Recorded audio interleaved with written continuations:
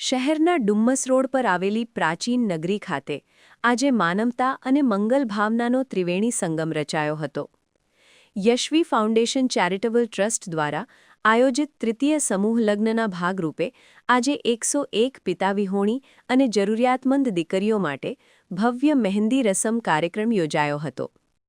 સવારે 11 વાગ્યાથી શરૂ થયેલા આ કાર્યક્રમમાં 101 દીકરીઓએ એક સાથે પોતાના હાથોમાં મહેંદી મુકાવી લગ્નોત્સવના શ્રી ગણેશ કર્યા હતા. જે દીકરીઓએ પિતાની છત્રછાયા ગુમાવી છે તેવી દીકરીઓના જીવનમાં ખુશીઓના રંગ ભરવા માટે યશવી ફાઉન્ડેશન દ્વારા આ સુંદર આયોજન કરવામાં આવ્યું હતું. મહેંદીની સાથે સાથે મંગલ ગીતો અને ઉત્સાહભર્યા વાતાવરણને કારણે સમગ્ર પ્રાચીન નગરી ગુંજી ઉઠી હતી. યશવી ફાઉન્ડેશનના આયોજકોએ જણાવ્યું હતું કે આ દીકરીઓ પોતાને એકલી ન સમજે અને તેમના જીવનના સૌથી મોટા પ્રસંગે કોઈપણ પ્રકારની ઉણપ ન રહે તે અમારો મુખ્ય ઉદ્દેશ્ય છે. મહેંદી રસમ બાદ હવે આગામી તારીખ 14 માર્ચના રોજ આ દીકરીઓ પ્રભુતામાં પગલાં પાડશે. ડુમસ ખાતે પ્રાચીન નગરી બેન્ક્વેટ હોલમાં 101 દીકરીઓના હાથ પર મહેંદી મુકાવા જઈ રહી છે. આ અમારા લગ્નની તૈયારી છે. યશવીના અમારા ચેરમેન પરેશભાઈ ખંડેલવાલનું સપનું હતું કે જરૂરતમંદ અને પિતા વિહોણી દીકરીઓનો પરિવાર એ યશવી પરિવાર બને અને આ જ પ્રસંગની તૈયારીના ભાગરૂપે આજે મહેંદી છે અને 14 માર્ચે ડુમ્મસ પર જ રાજઘરાના વેડિંગ લોન્સમાં અમે તડામાર તૈયારી કરી દીધી છે. લગ્નનું આયોજન છે. તો અમારો એક જ ઉદ્દેશ્ય છે કે જે પણ જરૂરતમંદ અને પિતા વિહોણી દીકરીઓ છે એમની સાથે અમે પરિવાર બનીને ઊભા રહીએ અને એમના પ્રસંગને અમારા ઘરનો પ્રસંગ બનાવીએ. આજે તૃતીય સમૂહ લગ્ન છે, એના પહેલા 2 સમૂહ લગ્ન આપ આયોજન કરી ચૂક્યા છે.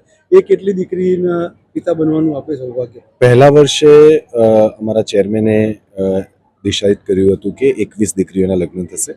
બીજા વર્ષે અમે 51 દીકરીઓના લગ્ન કરાવ્યા અને આ વર્ષે 101. આની તૈયારી દીકરીઓને શોધવાનું, એના પરિવાર સાથે પહોંચવાનું કઈ રીતનું આખું આયોજન છે? અમારી આખી વોલેન્ટિયર્સની ટીમ રહે છે, ફાઉન્ડેશનની પણ પોતાની ટીમ રહે છે અને અમે સોશિયલ મીડિયા અને બીજા માધ્યમોથી અપીલ કરતા હોઈએ છીએ અને અપીલના ભાગરૂપે અમને જે પણ છોકરીઓ ઇન્ક્વાયરી કરે છે કે એમના પરિવાર ઇન્ક્વાયરી કરે છે એમનું ફોર્મ ભરીને પ્રોપર જે પણ જરૂરતમંદ હોય એમને અમે આ લગ્નનો ભાગ બનાવીએ છીએ. સૌથી છેવાડાની દીકરી ક્યાંથી તમને મળી છે?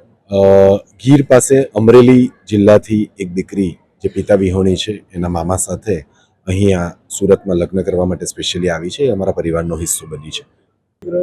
કયા ફાઉન્ડેશન દ્વારા રાખવામાં આવ્યો છે? આજે શું રસમ નિભાવવા જાય છે? યશવી ફાઉન્ડેશન દ્વારા આજે મહેંદીનો કાર્યક્રમ રાખવામાં આવ્યો છે. કેટલી દીકરીઓ આમાં? 101 દીકરીઓ છે. કેવું અનુભવી રહ્યા છો અને જે શું કહે છે યશવી ફાઉન્ડેશનના આ કાર્યક્રમમાં? ફર્સ્ટ તો હું યશવી ફાઉન્ડેશનને થેન્ક યુ કહેવા માગું છું, કેમ કે એમના દ્વારા જ આજે આ ખુશીનો જે પ્રસંગ છે એ અહીંયા બધા ભેગા થયા છે મહેંદી માટે. મેં તો ક્યારેય વિચાર્યું ન હતું, કેમ કે મારા પરિવારમાં મારા મમ્મી એકલા જ છે, તો આટલું બધું પોસિબલ જ ન હતું એમ કે મારા લગ્ન મતલબ આવી રીતે આટલા સરસ રીતે થશે એમ. પણ આજે યશવી દ્વારા જ પોસિબલ થયું છે. આજે તો એની ખુશી એમ હું એક્સપ્લેન નહીં કરી શકું, એટલી બધી કંઈક ખુશી અલગ જ છે.